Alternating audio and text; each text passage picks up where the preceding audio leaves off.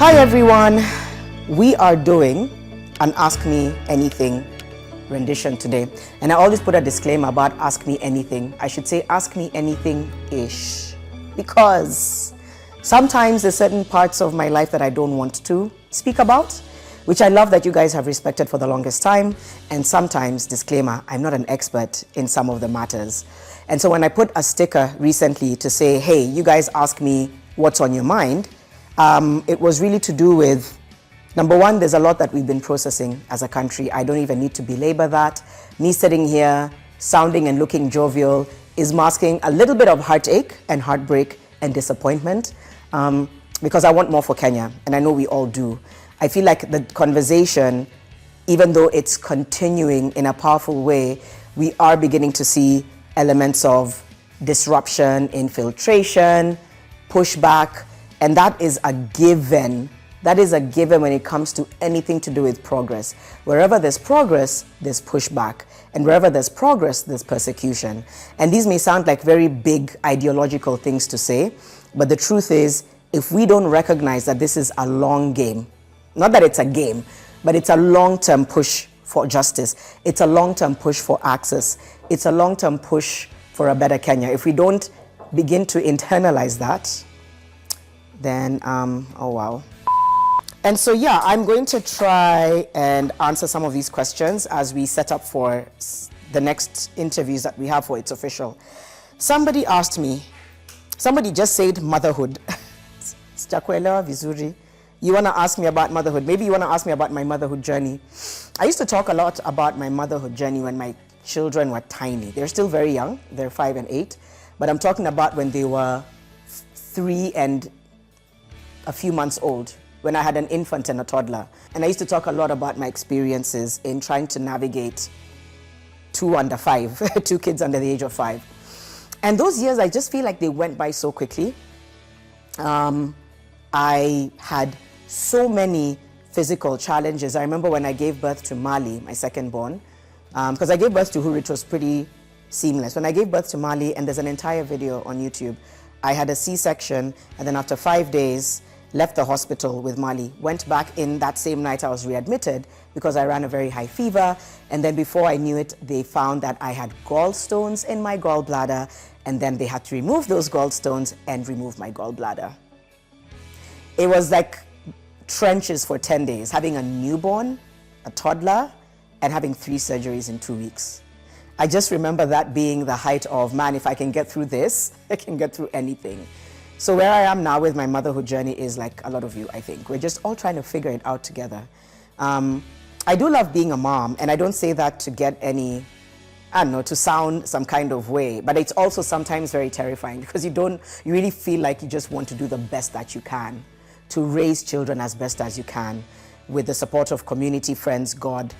And so I'm right there in the motherhood journey of having 2 boys who have very strong personalities in a world that is ever changing. In a world where they are growing up in a fully digital world, and their reality as Gen Alpha on the onset has been protests, revolution, social impact, and social justice.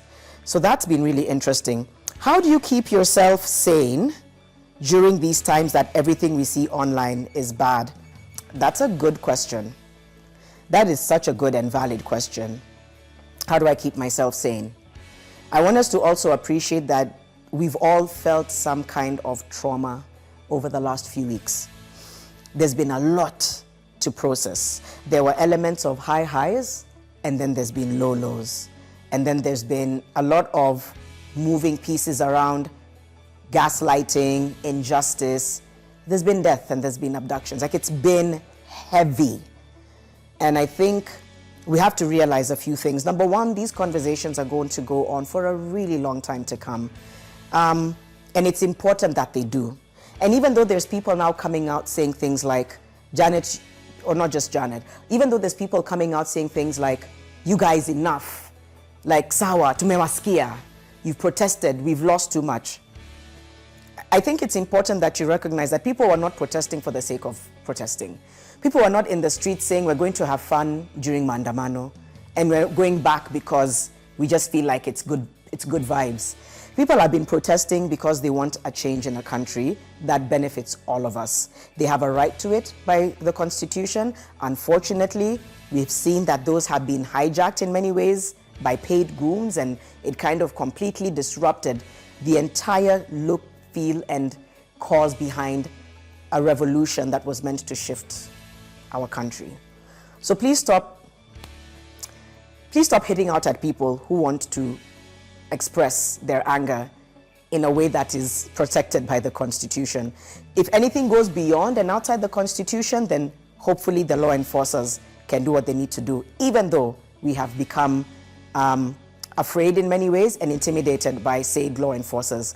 I don't want to get too deep into this because I think there's several conversations going on. I've had them, many people have had them. How I choose to stay sane is by asking myself, by remembering what it is that we're talking about and fighting for. Because I feel very deeply moved at the fact that, and very deeply invested in wanting a better country. I am deeply invested, right? So that is what drives me. I want a better country. We deserve it. We can get to it, but it's going to be a long process. So I keep saying by asking myself, so what does that look like for you? For me, it looks like using my voice when I can on my platform. It looks like having conversations. It looks like sometimes staying away from social media for a couple of hours and going back when I feel like I've been able to decompress. It's just building the tools to step in and out, not lose sight of the conversation, but also be careful if you're spiraling because of the death and despair and disaster that has become a constant on our timelines. And I pray on it, and I try to have conversations with loved ones, and I just try to wake up every day saying, I want a better Kenya. I want a better Kenya. And that keeps me going. It's my motivation. Let's talk about femicide. Somebody has said that. How can one build a brand on moderating events and running an NGO like Inua Dada? Maybe let me land on that one. If I can quickly, very, very, very quickly talk about the femicide issue. It's been covered widely at the beginning of this year. Please go to End Femicide KE on social media and find a lot of data, updates on the cases of femicide in Kenya. This year obviously saw a large number of femicides happening, very tragically, but we've seen it over the years, and femicide is a global issue. It is a global issue, but I know we're talking about femicide in Kenya. So I just want to direct you to those platforms where you can get a lot more information on where the gaps are as well, because I feel as though if we continue to have very loose laws around gender-based violence, which we do, we continue to quietly enable issues around femicide and intimate partner violence. Those are some of the things that, no kidding, keep me up at night, because it's so heartbreaking that people can just be killed and dismembered and done away with like their life is of no value, and then we keep it moving. And I think our numbness to issues around femicide is enabling these tragic issues, because we need to move away from victim shaming, and we need to move towards implementation of the law and punishment of perpetrators.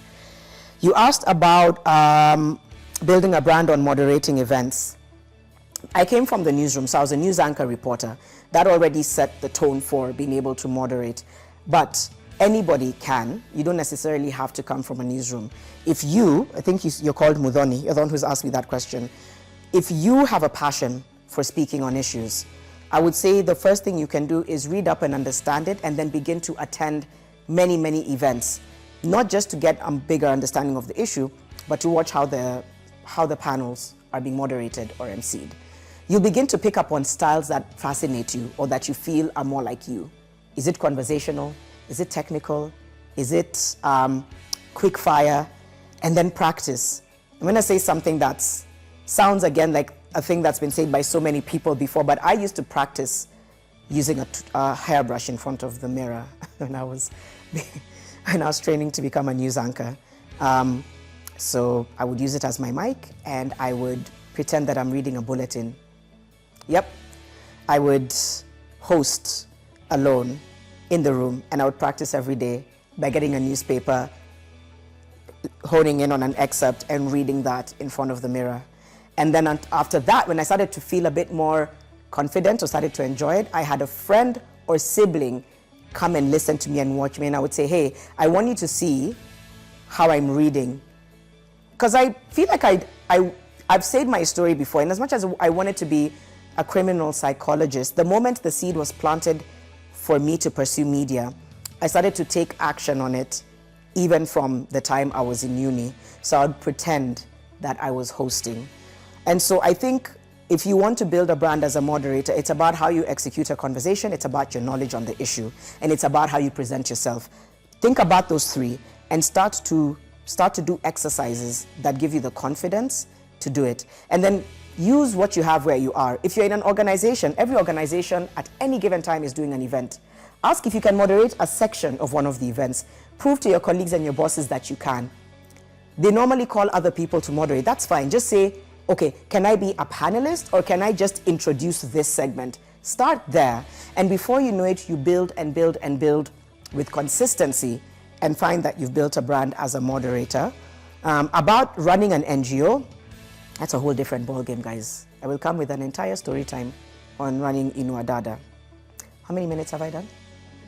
Are you serious? So that's a few questions that I've answered. Really quick fire type questions. I'm just going to say it again. There's a lot weighing on us. It's such an interesting time to hold two truths together. The truth that the country is going through a change and the truth that we have to keep moving. You know, people are kind of like going back to business as usual. So you're working, you're grinding, you're taking your kids to school, but at the same time, there's this whole other change and shift happening in the country. So my whole thing is, how are you holding those truths together yourself? Because we can't deny the change that's going on. We can't deny the fact that a lot actually needs to change. It's unfortunate that a lot of people are being intimidated against speaking the truth, even saying something like what I'm saying just now. Some people are trying to radicalize conversations. When we have every permission as Kenyans to express the change that we want to see. And that it's also valid for you to continue doing what you need to do as this is happening, right? And make peace with the fact that these two truths have to live at the same time. I think about people who are navigating, running a business, a home, you know, trying to raise their kids, take them to school, trying to take care of an ailing, you know, relative, or even just trying to thrive in their business, you know. That is life. Life is lifing for people. And around all that is this shadow. I feel like it's a shadow because unfortunately there's no light to what we're seeing at the moment. It's a shadow that is coming back to remind us about how far we have to go because there's a long way to go. The push for progress is a journey. It is not a sprint. It's not a 100-meter race. It's literally a journey. So please sit with that. Keep it inside you that this is not going to change tomorrow. But I truly believe things will change for the better at some point. So I think let's just, you know, Godspeed to us all. We have a beautiful country. We can fight for it by also pouring into it. That could mean by working as hard as we can, raising our kids best as we can, and saying the truth as best as we can. Yeah, I'll see you guys soon.